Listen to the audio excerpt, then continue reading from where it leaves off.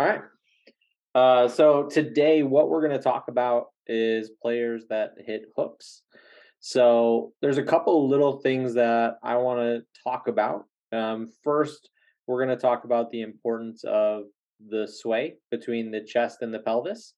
And then we'll also take a look at and talk a lot about chest turn relative to chest side bend.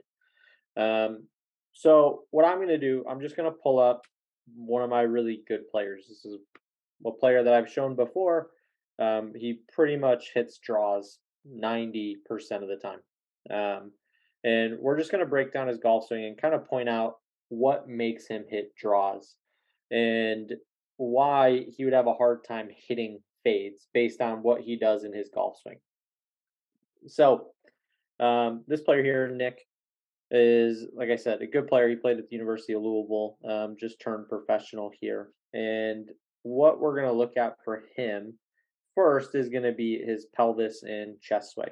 So for Nick, as he goes up to the top, you're going to notice that he has a tendency to get his chest a little bit closer to the target than his pelvis.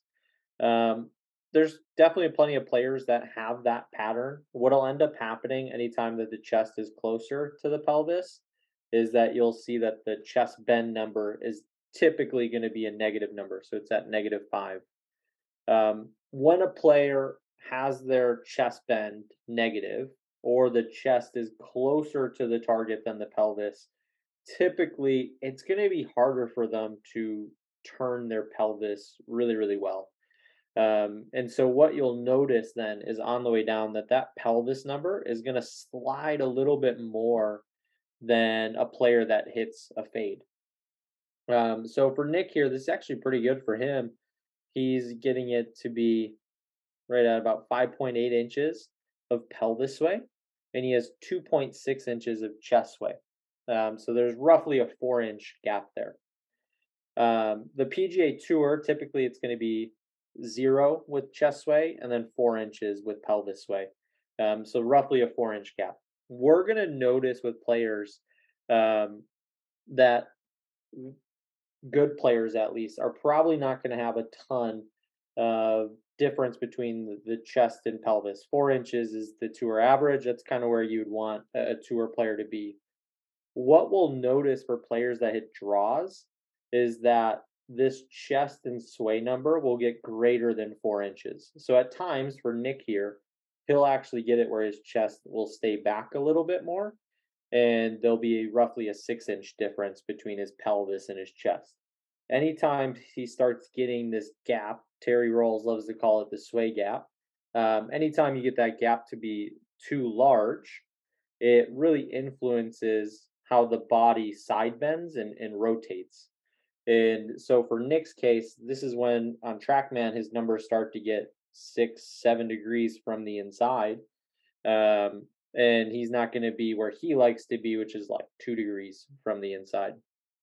So for Nick, this is actually a really, really good swing. Anytime I can keep his pelvis sway under 6 inches, I feel like that's really good. How we do that is we make sure that his chest bend at the top doesn't get any more than -5. Typically, I like that to be a little bit less, and that allows him to really rotate through and sway through properly. So, like I said, with players that hit draws, typically the pelvis and the sway and the chest sway will be greater than 4 inches. Players that hit fades, typically what I see, they're going to be under 4 inches. Now, the other thing that we're going to notice is this chest turn to chest side bend. You're going to notice for players that hit draws is that they're going to have more chest side bend than chest turn. And that's helping them get the path to be a little bit more inside. Players that hit fades, it's going to be the opposite. You're actually going to see typically more chest turn and less chest side bend. With that, you'll start to notice that the sway numbers won't be as great. They'll have lesser values there. So the pelvis sway and chest sway probably going to be closer to that, like 4 inches with pelvis sway, 0 with the chest when a player is hitting a draw there. So That's something that's always really, really important for us to look at as a player. And Jeff Smith talks about in his webinar how typically he'll see when players hit really, really straight shots, there's going to be like a 4 to 6 degree difference between the chest and side bend. So for Nick here, he has a little bit more than that. Um, so he probably could get it to be a little bit better, but for him, this is pretty good. So what we'll notice for players then is they're going to fall into that pattern of a golf swing when they hit these hooks or when they're drawing the ball a little bit too much. This right here is an older gentleman that I work with, and he's going to kind of fit the mold here perfectly. So we're going to pull up his pelvis sway, chest sway. For him, I'm also going to pull up his chest turn, chest bend. And what we're going to notice for him is as he takes this club back, he's going to have 81 degrees of chest turn. We'll also see that his chest sway gets a little bit closer to the target than his pelvis sway. And as a result, then on the way down, his pelvis is going to go sliding forward a little bit more. And so you'll see for him that his pelvis is at 6 inches towards the target and then 0 with his chest. So this is a player that's going to be hitting more hooks, right? This is somebody that's going to have probably a little bit more of a two-way miss, where if the face stays open, they're going to hit pushes, or they're going to, close that face and start hitting some bigger hooks here. And that's what this player struggles with. Now, for him, the reason why he struggles with this is he doesn't get enough depth at the top. So when we look at it from like a down the line view, his arms just don't get deep enough. And as a result, he's learned to slide forward and hang back in order to get the club to stay from the inside. Obviously, as we know, though, he's then going to start to get a good amount of lift in his swing as well in order to make sure that that club doesn't bottom out too early. So you'll see his chest lifts about 2.6 inches, pelvis 1 inch. And so he's definitely, having to kind of stand up, hang back on everything. And that makes it so that he starts to hit too big of hooks for him and pushes, which obviously is very tough as a golfer. So you'll notice that a lot with players. Now, with this player, I was trying to find another video of him when I started with him. Something that we also noticed was that his chest bend number used to be too far forward. He would have about 7, 8 degrees of forward bend in the chest. And I couldn't find this example, but you'll notice when a player does get all that forward bend, when their spine is tilting too far away from the target, that also influences the pelvis to sway forward a lot, where it's going to get out in front of the chest. And then that sway gap, like I said, as Terry likes to call it, becomes too big. And that's what also have a player hit hooks and draws as well. So that's something to kind of look at when you're analyzing your players, is that chest bend and how it influences how the pelvis is going to sway on the way down. For me, typically, I want to make sure that that pelvis doesn't get too far forward. For this player, he's at 6 inches, which is the edge of the PGA Tour range. But for him, he definitely needs to be kind of more in the middle there. We'd want him to be at about 4 inches while he does this. Another similar pattern, it's kind of good players do this a lot of times, is going to be very, very similar to the last one I just showed.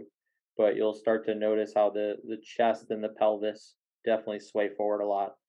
Now, for this player, as he takes it up to the top, we're going to start to notice that he is going to start to bend his trail arm a good bit.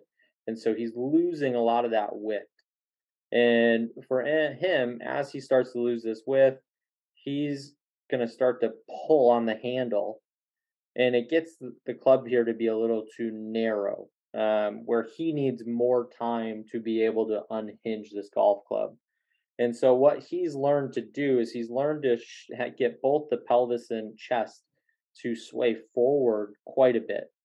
And typically, you'll notice this in better players, where they're going to be able to manage that sway gap a little bit better. Now, this player here is able to shoot right around par all the time, PGA member. And you'll see, right, he has 8 inches of pelvis sway and roughly 4 inches of chest sway. So he's keeping that gap at 4 inches. But in order to do so, he's swaying excessively, right? He's getting pretty far forward in the downswing here. And so the player before that I showed, not as good of a player, will see a larger sway gap then, right? Pelvis at 6 inches, chest at 0. This player able to keep it more at that 4 inch gap that we're looking for. Um, for this player, they still do tend to hit those draws and hooks. Depending on how they lift, will influence a lot on the start direction. So for this player here, we're going to see a little bit more lift in the swing, and that's allowing him not to hit too big of pulls. Um, you might notice when the player's chest and pelvis are swaying forward too much, if they're not adding lift, that they're going to start to hit more pulls as well. So this is going to be another example of a player that hits a hook. Just letting it load here quickly. All right. So as we see, this is Alex. As we see Alex take the club back and goes up to the top, once again, we're going to notice chest likes to get closer to the target than the pelvis, right? And because of that, as I've said a bunch now, that can make it so that the pelvis has a really hard time being able to turn properly. And so for the player, he's actually going to start to sway forward with, once again, both the chest and the pelvis. Now, for this player, as he gets down into impact, we're going to start to notice that he doesn't have as big of a gap as the other player. Now, it's just slightly different, but he's a little bit under 4 inches with that. And so, what you'll notice is when the chest starts to get closer to the pelvis here, um, that can start to hit more of a pull. So, this player was hitting lots of pull hooks with this. And, a simple way to get rid of the pull was just to help him learn how to keep his chest back. We also need to teach him how to not sway his pelvis forward as much. But as a starting point, that's something that we really worked on to help him at least get the golf ball not going left and left in his swing here. The other number that I can pull up once again, right? That chest turn, chest side bend. So typically we'll notice that players will have a little bit more than a degree there. But it makes sense. When you get a player that's hitting pull hooks, you're probably going to notice that the chest turn and chest side bend number are a lot closer compared to that player like the beginner here that I was working with, where when we look at his chest turn, chest side bend, and we go to impact, we're going to notice for him how he had 21 degrees of side bend and 9 degrees of turn. So he's hitting more of a push draw, and obviously that draw turns into hooks. And it's because, he has such a big difference between the chest side bend and chest turn. The other player that's hitting the opposite pattern, which is a pull hook, is going to have the chest turn and chest side bend be much, much closer. So, just to kind of summarize for you guys, when you're looking at players that hook the golf ball or hit draws, typically you're going to notice that their pelvis sway and chest sway is going to be at 4 inches. The difference between them, that the sway gap, as Terry likes to call it, is going to be 4 inches or more. Typically more. We're going to see them at like 5 to 6 inches is what you'll kind of see there. And then you'll also notice that their chest turn is going to be less than their chest side bend. And the greater the difference there, that's what's going to determine how much the ball's going to start to hook. So as we saw for that player that I just pulled up, the older gentleman that I worked with, right, he had a lot more chest side bend, a lot less chest turn, so he's hitting more pushes that are going to turn over too much. The other player that's a little bit better, that was hitting pull hooks, we noticed that his chest turn and chest side bend were a lot closer. So when you're looking at players that hits draws and fades and hooks and slices, Those are some really, really good metrics to kind of look at as you're doing this.